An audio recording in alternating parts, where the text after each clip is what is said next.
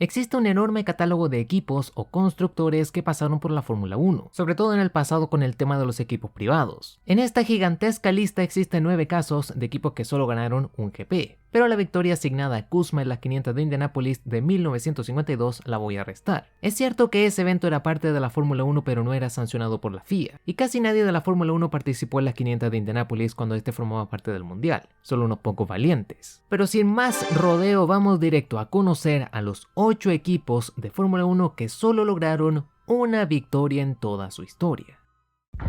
Si alguna vez deseaste ver a Porsche en Fórmula 1, he de decirte que naciste como 70 años tarde. De hecho, su historia está en el canal bastante camuflada. En la era de las reglas locas, Porsche se unía por primera vez a un GP en Alemania en 1957, al inscribir un RS550 para Fórmula 2, que se corría a la vez con Fórmula 1, dándole el volante al alemán Edgar Barth y al italiano Umberto Maglioli. Barth terminaría 12º en la general, pero primero en Fórmula 2, así que era un triunfo moral. Así Porsche se integraba tímidamente al Gran Circo sumándose a algunas carreras en Fórmula 2, y en 1959 contactaron a Jean Vera, un piloto francés que logró varios podios con Maserati en los 50s, y que le valió Berger su contrato vigente con Ferrari porque se puso manos a la obra para trabajar en un RSK y convertirlo en un monoplaza. María Teresa de Filippis era su piloto, aunque no logró debutar del todo porque no pasaron la quali. Porsche finalmente tomaría esos Fórmula 2 para convertirlos en Fórmula 1 y así participar toda una temporada en 1961 con Joe Bonnier y Dan Gurney como titulares. Gurney era la estrella principal del equipo y conseguiría 3 segundas posiciones en Francia, Italia y Estados Unidos, con Porsche finalizando tercero en constructores. Pero ¿quién quiere ser un segundón? Todos quieren la victoria y también lo deseaba Porsche. En 1962 le darían vida así a otro monoplaza. Y con él, Gurney viviría un poco de todo. Se retiró en Países Bajos, estuvo involucrado en un accidente en Mónaco que terminó matando a un comisario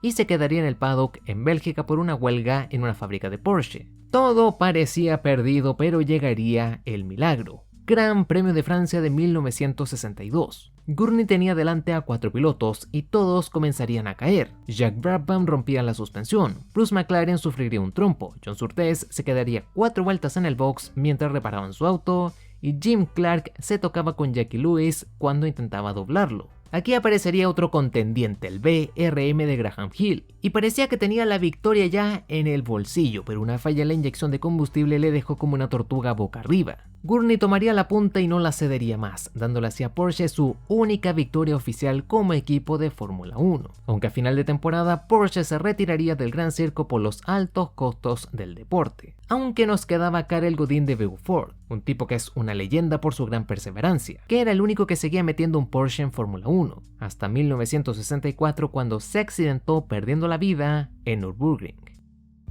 Pero Gurney no bajaría las manos y en 1964 unía fuerzas con Carroll Shelby para crear All American Racers, un equipo que originalmente solo iba a participar en Estados Unidos, pero que saltaría a Fórmula 1 con el nombre de Eagle, aunque el equipo se llamaba Anglo American Racers. El punto es que le daban vida al Eagle Mark I, y Gurney debutaba con él en el Gran Premio de Bélgica de 1966. Terminaría 5 vueltas del líder quedando como no clasificado, logrando sus primeros puntos en Francia con una 5ª posición, quedando a 1000 años del líder pero consiguiendo sus puntos. Luego de esto viviría retiro tras retiro, quedando 7º en Alemania. En Italia se le uniría su compatriota Phil Hill, aunque este no pudo clasificarse, mientras que en Estados Unidos era Bob Bondurant, aunque este fue descalificado por recibir un empujoncito al iniciar. Eagle enfrentaba así otra decepcionante temporada en 1967 sin finalizar una sola carrera, hasta que otra vez el milagro ocurría para Dan Gurney. Gran Premio de Bélgica de 1967. El estadounidense pararía 2 minutos en el box por un problema mecánico, volviendo vueltas más tarde al box cuando el auto volvió a fallar. Finalizar se veía como un enorme problema, ni siquiera hablar de ganar. Pero algo positivo del Eagle era que pesaba muy poco y era bastante aerodinámico. Gurney así comenzaría a volar casi literal, porque pasó a 315 km/h en la recta principal. Jackie Stewart, el líder de la carrera, también comenzaría a sufrir con la fiabilidad, y la enorme velocidad de Gurney le otorgó la única victoria al equipo, que solo completó otra carrera aquella temporada al finalizar tercero en Canadá. Pero la enorme cantidad de retiros no daba mucha esperanza con el proyecto, y la última vez que un Eagle rodó en Fórmula 1 sería en el Gran Premio de Canadá de 1969 con Al Pease al volante, un piloto que se merece un video aparte.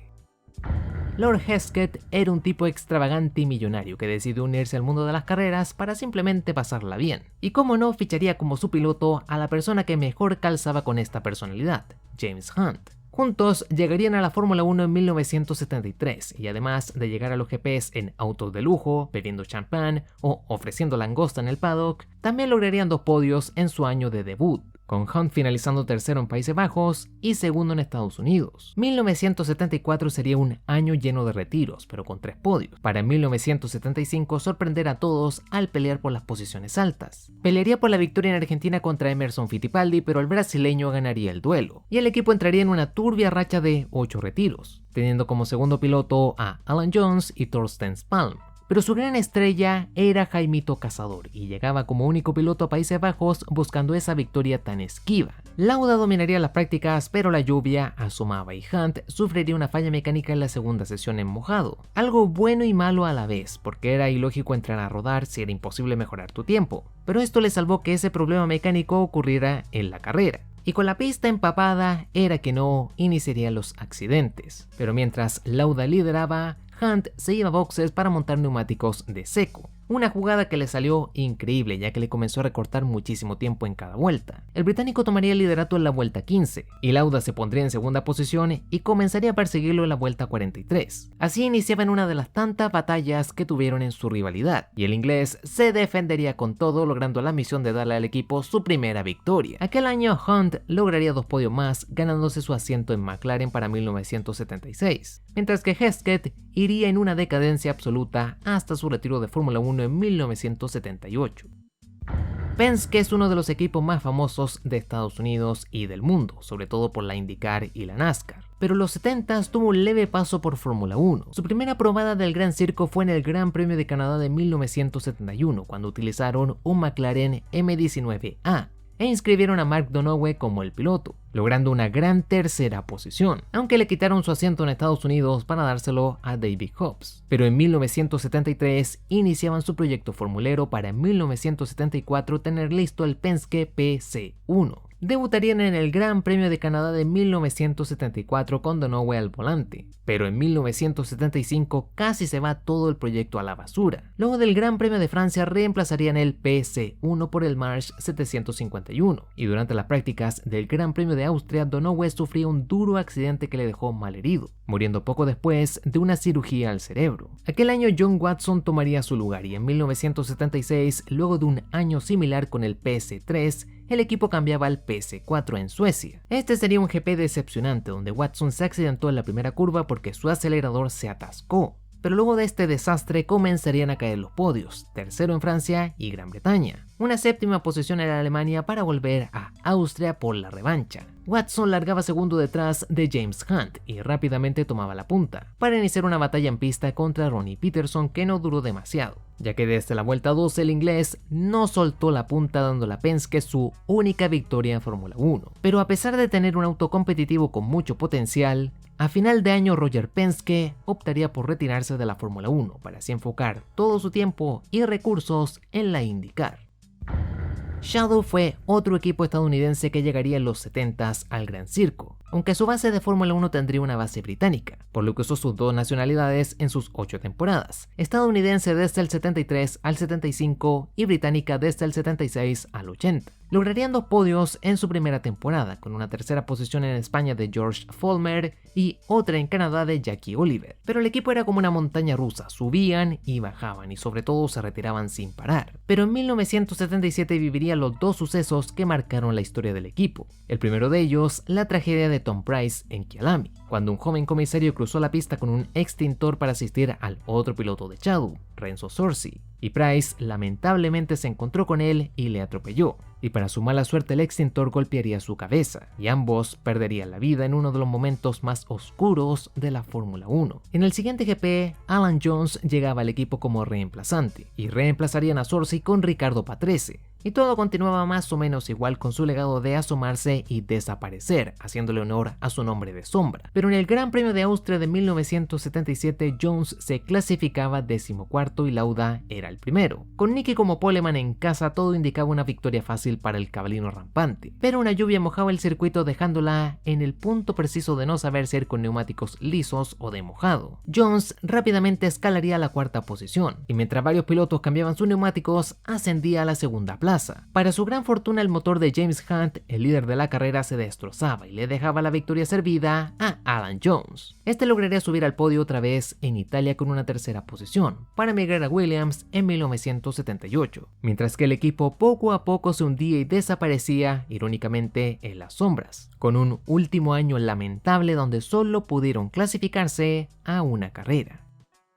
Jackie Stewart se uniría a la lista de pilotos que fundarían su propio equipo cuando en 1996 junto con su hijo le daban vida a Stewart GP, el que se convertía en el equipo de fábrica de Ford. Con Rubens Barrichello como gran figura y Jan Magnussen como segundo piloto debutaban en Australia en 1997, pero ambos se retiraban y esta fue la tónica de su año, aunque el punto de destacar fue Mónaco. Nuevamente la lluvia aparecía y Rubiño remontaría hasta finalizar segundo, en una de las pocas carreras que finalizó el equipo, pero curiosamente su mejor temporada fue su último año en Fórmula 1. 1999, Rubiño estaba acompañado de Johnny Herbert, y mientras el brasileño llegaba con 2 podios y una pole al Gran Premio de Europa, Herbert sería el protagonista. Este fue uno de los GP más locos de la historia. Se abortaría la salida y los 5 punteros se la saltarían por esto. El Sauber de Diniz salió volando en la segunda curva. Frentzen lideraría con calma hasta la vuelta 32 por una falla eléctrica, dándole así la punta a Coulthard, que se salió del circuito cuando regresó la lluvia, dándole la punta a Ralf Schumacher, quien la perdió cuando fue a box para cambiar neumáticos, dándole la punta a Fisichella, que sufriría un trompo comiendo grava igual que Coulthard. Esto dejaba a Ralf otra vez como el líder, pero el alemán no se salvaría de la gran maldición de este GP sufriendo un pinchazo en su trasera derecha, para condecorar uno de los GPs más Fórmula 1, amigos míos, que se recuerde. Mientras todo esto ocurría, Johnny Herbert avanzaba poco a poco, hasta que de pronto se encontró con el liderato de la carrera, que ya parecía como una papa caliente que te maldecía de algún modo. Toca mencionar que también este fue el GP donde Luca Badoer se retiró llorando sobre su auto en un momento 2 puntos sad, y Barrichello lograría remontar también hasta terminar tercero. Así que Stewart subió a sus 2 pilotos al podio aquel día, todo gracias a la gran fortuna de Johnny Herbert. Es cierto que esta tiene un poco de trampa, pero es que los alemanes, luego de distanciarse de Williams, se irían a Suiza para comprar el equipo Sauber. 4 años correrían bajo el nombre de BMW Sauber, debutando en 2006 con Nick Heidfeld y Jacques Villeneuve, aunque Villeneuve sería despedido y Kubica le reemplazaría desde el GP de Hungría, GP donde Heidfeld lograría el primer podio para el equipo, pero su año dorado fue sin dudas 2008. El equipo tuvo un temporadón, Heidfeld y Kubica siempre estaban peleando las posiciones altas, y llevaban 3 segundas posiciones además de una pole en Bahrein. Gran Premio de Canadá, y Kubica tenía que enfrentarse nuevamente al circuito donde casi pierde la vida en su brutal accidente de 2007. La carrera iniciaría con polémicas porque la superficie del circuito se comenzó a romper en varios sitios, además del incidente en pits cuando una luz roja provocó todo un caos. Ambos BMW Sauber irían como un tren, recuperando posiciones juntos hasta ponerse primeros y segundos en la vuelta 42. Kubica sería el gran ganador y Heidfeld lograría una segunda posición, y estos resultados dejarían a Robert Kubica como el líder del mundial. El resto de la temporada rozarían otra vez la gloria, pero no pudieron repetir la actuación de Canadá, y ya que en 2009 no lograron el mismo éxito, BMW simplemente les abandonó, y Peter Sauber recompraría su equipo para mantenerlo vivo varias temporadas más.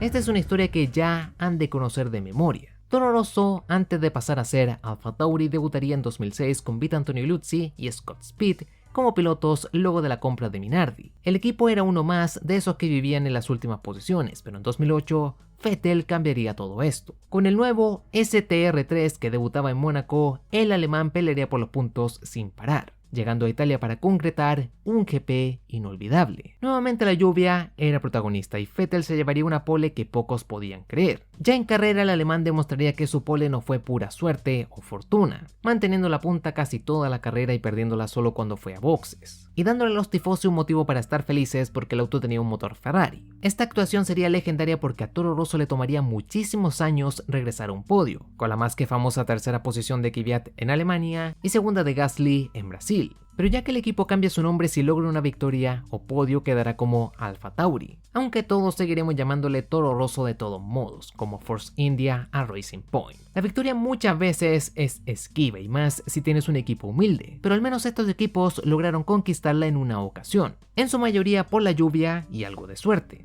Pero ganar es ganar y siempre es bonito ver victorioso al underdog, a ese auto al que nadie le tiene fe, solo ese borracho que se confunde en una casa de apuestas y termina volviéndose millonario por accidente. Pero como siempre espero que disfrutaras del video y si fue así te invito a dejar tu like, suscribirte y darle a la campanita para que no te pierdas nada del contenido semanal. Risa, meme, noticias y charlas del automovilismo es lo que encontrarás en el Discord del canal. Unirse gratis y encontrarás el link en la descripción y en comentarios. Sin nada más que agregar, soy Spectrox y nos vemos en el siguiente video.